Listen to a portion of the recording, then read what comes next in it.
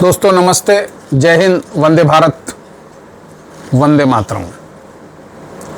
मैं आपका दोस्त योगी बोल रहा हूँ और आप देख रहे हैं द योगी वाणी। ये मेरा समाचार वाला चैनल है और मैं राजस्थान में दोनों प्रमुख दैनिक भास्कर और राजस्थान पत्रिका से जुड़ा हुआ पत्रकार रहा हुआ हूँ। और मैंने चैनल अभी शुरू किया है राष्ट्रवादी विचारधारा को लेकर, क्योंकि इन दोनों राष्ट्रवादी और हिंदू विचारधारा पर, सनातन पर लगातार अटैक हो रहे हैं। इसलिए यदि आप चैनल पर पहली बार आए हैं तो इसे लाइक करें, सब्सक्राइब करें और यदि आपको कंटेंट पसंद आता है तो आप इसे शेयर करके अपने मित्रों के साथ भेजेंगे। अगर कोई विशेष चीज़ पसंद आती है तो आप उसको काट के भी शेयर कर सकते हैं। आपका समर्थन ही मेरा सहयोग है। तो दोस्तों आज बात करते हैं ईमानदारी की। हमने बचपन से पाठ पढ़ा ईमानदारी का, और ईमानदारी, हर व्यक्ति ईमानदारी से रहना चाहता है, लेकिन चंद लोग अपनी बेईमानी को इस तरह प्रोजेक्ट करते हैं कि ईमानदार को ईमानदारी और ईमानदार होने का अफसोस होने लगता है। कुछ ऐसा ही राजनीति में लगातार होता आया है। आम आदमी हमेशा ठगा सा महसूस करता है ईमानदारी के बोझ में, और बेईमान लोग आगे निकल जाते हैं और बड़ा मन को बहुत सोचना पड़ता है, अपनी इच्छाएं दमन करनी पड़ती हैं। और फिर यदि ईमानदारी उस बेईमान को देख के ईमानदार आदमी भी उसमें इन्वॉल्व हो जाता है तो बेईमानों की संख्या बढ़ती जाती है।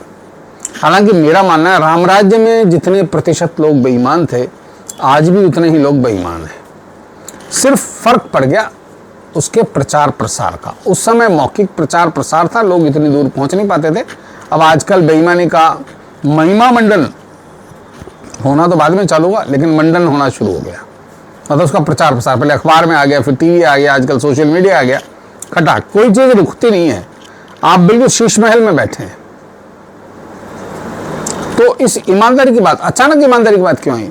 हर आदमी राजनेताओं से उम्मीद करता है कि ईमानदारी से, अपनी शुचिता से काम करें और लोग उनके बीच में लोकप्रिय हों।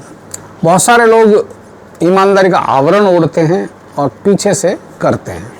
कहते हैं कि 10% किसी में कमीशन खाना तो ईमानदार आदमी होने का पर्याय है। मैं बहुत सारे ऐसे अधिकारियों को जानता हूँ जिन्होंने इस ईमानदारी का फ़ायदा उठाया है, और ईमानदारी के अलावा जो बेईमानी करी है उसका भी ऐसा आवरण रहा है कि वो कट्टर ईमानदार माने जाते हैं। और इसी कट्टर ईमानदारी की शुरुआत करने 26 नवंबर 2012 को एक राजनीतिक पार्टी का गठन हुआ जिसका नाम था आम आदमी पार्टी। अन्ना हजारे के आंदोलन जो जन लोकपाल को लेकर था। जन लोकपाल क्यों लाया जा रहा था? ताकि भ्रष्टाचार खत्म करने के लिए एक ऐसी एंटिटी बना दी जाए जो भ्रष्टाचार पे रोकथाम करे। और उस भ्रष्टाचार को रोकने के लिए जन लोकपाल का आंदोलन किया। अरविंद केजरीवाल ने खुद ने किताब लिखी जन लोकपाल, जिसे मंजुल प्रकाशन ने छापा और मैंने खरीदा। मैं अरविंद केजरीवाल का बहुत बड़ा प्रशंसक रहा हुआ हूँ उस सब जमाने में। मैं भी चाहता था कि ये भ्रष्टाचार रुके, लेकिन जब भ्रष्टाचार का मतलब जन लोकपाल का बिल सरकार लाई, आम आदमी पार्टी, जिसकी दिसंबर में वहाँ चुनाव, इसी आवरण में उन्होंने चुनाव लड़ा कि हम ईमानदारी से काम करेंगे। शीला दीक्षित वहाँ की उस समय मुख्यमंत्री थी। उनके यहाँ ऑफिस में एसी वगैरह चलते थे, तो उन्होंने बहुत कहा कि साहब 20-20 एसी चलते हैं और मैं तो सिर्फ एक कमरे में रहूँगा जी। लेकिन अब हो क्या रहा है? 53 करोड़ बंगले के निर्माण में लगा के केजरीवाल उसमें रहते हैं, और शायद मुख्यमंत्री, प्रधानमंत्री भी इस ऐशो आराम से नहीं रहते जिस तरह का ऐशो आराम उन्होंने अपने लिए जुटाया है। और वो ऐसे एक राज्य के मुख्यमंत्री हैं जो अर्ध राज्य है, पूर्ण उनको स्वायत्तता भी हासिल नहीं, केंद्र शासित प्रदेश है। उसके बाद भी उन्होंने इस तरह का एक आवरण ओढ़ा। यानी ईमानदारी का नाम लेके उन्होंने एक बेईमानी का जो साम्राज्य खड़ा किया, उसका कोई जवाब नहीं। और जो टीम लेके वो चले थे उसमें लगातार परत दर परत खुलते गए बेईमानी के प्रस्ताव। उनके कानून मंत्री हुआ करते जितेंद्र सिंह तोमर, उनकी डिग्रियां फर्जी थी, और हर बार अरविंद केजरीवाल स्क्रीन के सामने आके यही कहते, हमने चेक कर लिया साहब, वो तो बिल्कुल कट्टर ईमानदार है। और एक कट्टर ईमानदारी बेईमान निकल जाता है। आज भी जब संजय सिंह गिरफ्तार हुए हैं हालांकि मेरा मानना है, मेरा निजी राय है, मैं इस बारे में कुछ नहीं कहता, कि संजय सिंह बाहुबली के रूप में ज़्यादा विख्यात कुख्यात हैं और आम आदमी पार्टी ने उन्होंने बाहुबली के बतौर हासिल किया और राज्यसभा का टिकट दिया। इससे नाराज होके पत्रकार आशुतोष पार्टी छोड़ के चले गए और उनके कवि के रूप में आजकल बहुत फेमस है कुमार विश्वास, वो भी पार्टी छोड़ के चले गए। उन दिनों जब जितेंद्र सिंह तोमर के खिलाफ जांच चली थी तब कुमार विश्वास और आशुतोष ही मंच पे आके कहते थे कि मोदी जी हमको परेशान करना चाहते हैं, हमको ऐसा करना चाहते हैं। आज उनके सुर बदले हुए हैं क्योंकि खुद लतियाए गए हैं ना। पंजाब में जब सरकार बनी तो पंजाब की पुलिस पहुंच गई थी आशुतोष के घर।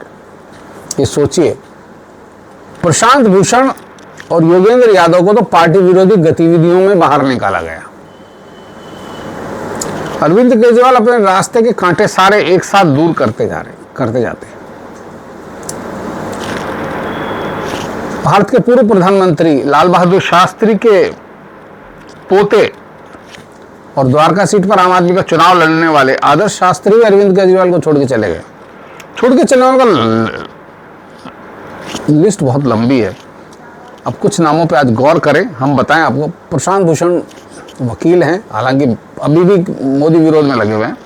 योगेंद्र यादव राहुल गांधी के सलाहकार हैं आज की तारीख में और सुना जाता है कि बहुत दिनों से नहाते नहीं हैं। कुमार विश्वास कवि हैं, आजकल राम पे बोल रहे हैं और अपनी वाहवाही लूट रहे हैं कवि के बतौर। हाँ, ये आम आदमी में पार्टी में आने का सबसे ज़्यादा फायदा कुमार विश्वास को ये हुआ कि उनकी कवि के रूप में जो लोकप्रिय थी वो चरम पर पहुंच गई। आनंद कुमार, कई सारे ऐसे नाम हैं जिनको शायद याद नहीं होगा। अजीत झा, आशुतोष गुप्ता हैं लेकिन गुप्ता हटा देते हूँ। आशीष खेतान, आप पता करेंगे कहाँ गए वो लोग, आप कमेंट में लिखिए और इनकी जानकारी दीजिए कि कौन कहाँ क्या क्या कर रहा है। शाजिया इल्मी बहुत मुखर बोलती थी, अब आजकल बीजेपी में शामिल हो गई हैं।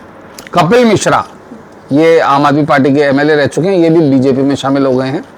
ये भी केजरीवाल के विरोध करके पार्टी से निष्कासित हुए। मुनीश राय ज़्यादा, अब देखिए।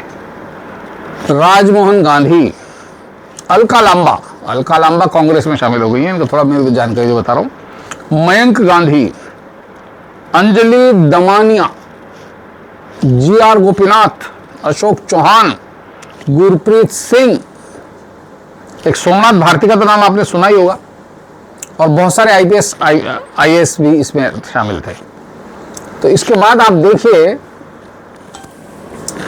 हालांकि अन्ना हजारे उस समय चाहते थे कि पार्टी नाम बनाया जाए, आंदोलन ही चलने दिया जाए, लेकिन जब उन्होंने इंडिया अगेंस्ट करप्शन नाम का जो एनजीओ चला रखा था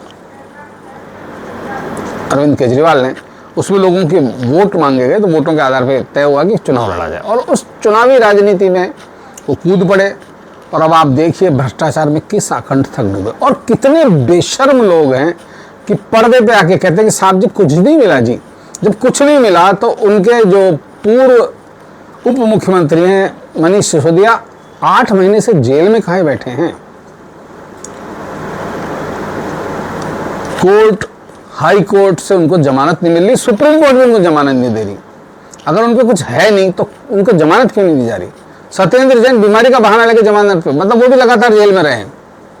और अब संजय सिंह जो गए हैं, इनके भी मेरे को बहुत जल्दी आने की उम्मीद नहीं है, क्योंकि इनके शराब घोटाले में कहीं ना कहीं तार जोड़ रहे हैं। और साहब घोटाला नहीं हुआ, हमारे इतनी बार जांच हो चुकी, मतलब कितनी बेशर्मी से लोग बोल लेते हैं। मेरे को शर्म आती है कि मैं ऐसे युग में पैदा हूँ जिसमें इस तरह के कालनेमी लोग राजनीति में उतर गए और बिल्कुल पक्का झूठ बोलते हैं और रह कर प्रधानमंत्री नरेंद्र मोदी जी को लगातार अपमानित करने का दुस्साहस करते रहते हैं। वो लेकिन एक बात भूल जाते हैं, जिस भी व्यक्ति ने प्रधानमंत्री नरेंद्र मोदी जी को अपमानित किया है वो गृह मंत्री अमित शाह के निशाने पर आ जाता है और मोदी जी के खिलाफ चलने वाले किसी भी व्यक्ति को अमित शाह छोड़ते नहीं हैं, ये याद रखें। और मोदी जी जिस तरह से तैयारी करके वार करते हैं वो तो बहुत बड़ी बात है, उसमें तो कोई वो ही नहीं है। तो आज इस ईमानदारी के आवरण में बैठी हुई काल कलुषित पार्टी की बात की है, ताकि लोगों के बीच में विचारधारा नहीं बन सके, क्योंकि लगातार टीवी पे आके आपको धमकाते रहेंगे, कहते रहेंगे अरे साहब हमारे कुछ नहीं मिला, हमारे कुछ नहीं मिला, और टीवी को पैसे देते हैं। बहुत सारा मीडिया मैनेजमेंट इनका चलता है। एनजीओ चलाया ना, तो इनको ये अनुभव तो हो गया कि मीडिया मैनेजमेंट कैसे किया जाता है, और मीडिया मैनेज होता ही है। पत्रकार हमेशा बिकाऊ रहता है, सब नहीं लेकिन ज़्यादातर। चूंकि मैं उस फील्ड से हूँ, मैं जानता हूँ, क्योंकि संस्थान इतना पैसा देता नहीं, तो उसको कुछ भी कहीं से मिल जाता है तो वो उसकी कर लेता है। चूंकि आजकल सोशल मीडिया आ गया, सब कुछ आ गया, तो बहुत कुछ छुपा नहीं रहता। इस बारे में बात करेंगे कि पत्रकार कैसे कैसे रहे हैं, किस तरह बिकाऊ रहे हैं। कुछ नाम भी मैं लूँगा, हो सकता है कुछ लोग मेरे पे टूट भी पड़े, लेकिन मैं करता हूँ कोशिश। तो आज के लिए सर इतना ही। आप आशा है आपको विषय पसंद आया होगा। कुछ और विषय भी आप सुझाव देना चाहें तो मेरे कमेंट बॉक्स में दे सकते हैं। इसको लाइक कीजिए, शेयर कीजिए। वंदे मातरम, जय हिंद, जय भारत।